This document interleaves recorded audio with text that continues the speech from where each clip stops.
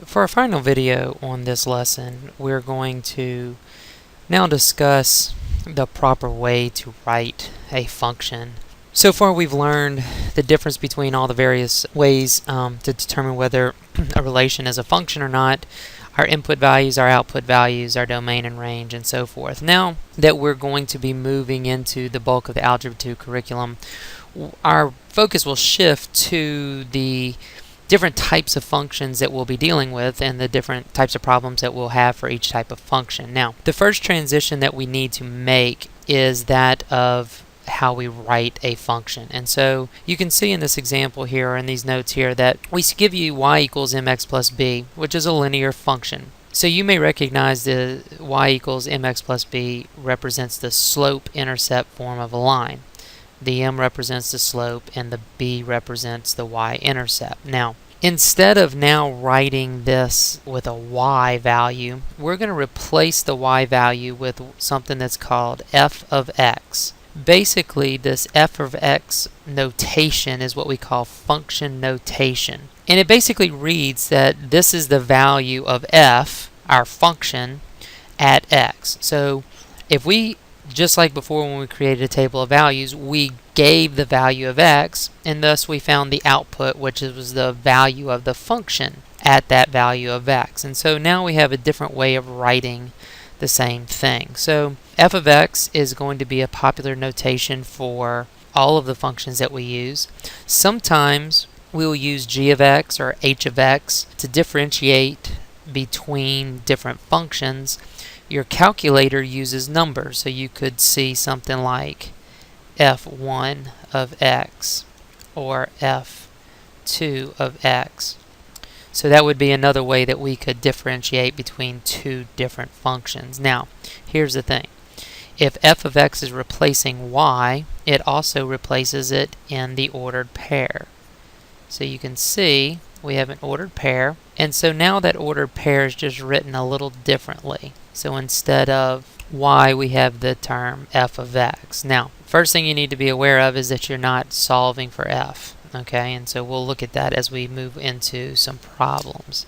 So if we look down here at our first couple examples, we see a very important part of the directions, the word evaluate, and so we'll get to that in a second. The first thing it says is to decide whether the function is linear. So how do we tell if the function is linear? Well, the first way, or the easiest way to tell if the function is linear, is to decide what the exponential value of the x is. And so if the highest exponent in the function is an understood 1, then we know that it is linear. So if we look at part A, f of x, which is the function, equals negative x squared minus 3x plus 5, we can see that squared term is not an understood 1, and so since it's greater than 1, it's not a linear function. And what that actually is that's a quadratic function, and it looks like a U-shaped parabola, and it can be upside down as well. And so that's what a quadratic function would look like. Now, the second part of this direction says to evaluate the function when x equals to negative 2. You recall that to evaluate means to replace and find the value of the function at x equals negative 2. So in order for us to evaluate, we need to replace all the x values in the function with negative 2. Now, since it's a negative, we are especially need to use parentheses when we substitute in there. That is very important. So if we're raising the negative 2 value to the second power, that gives us a positive value. So that's extremely important that you do that correctly. Otherwise, you may get an incorrect value for the function. And so our final answer here, you see, is 7. And so the appropriate way to write this would be f of negative 2 equals 7.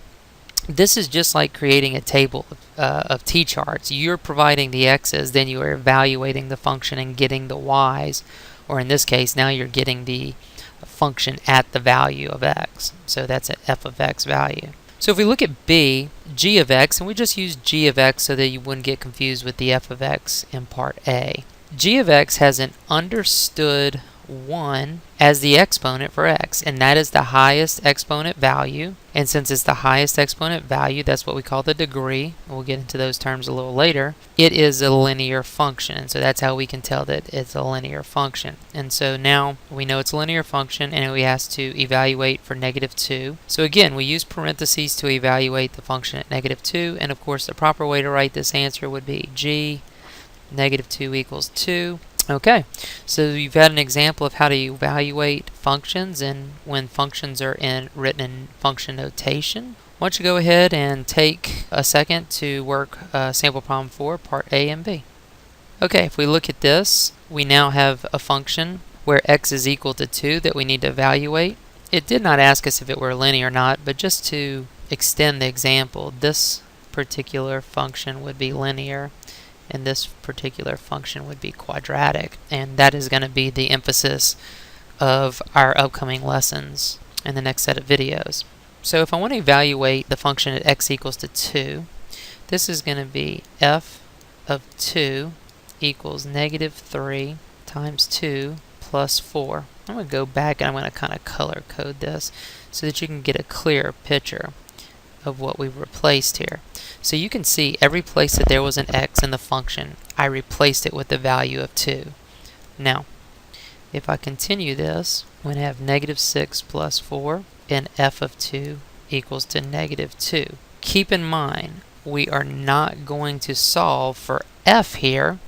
What this is simply telling us is that when the value of x equals to 2, the output value, or the f of x value, is -2, and that would be a point on the line.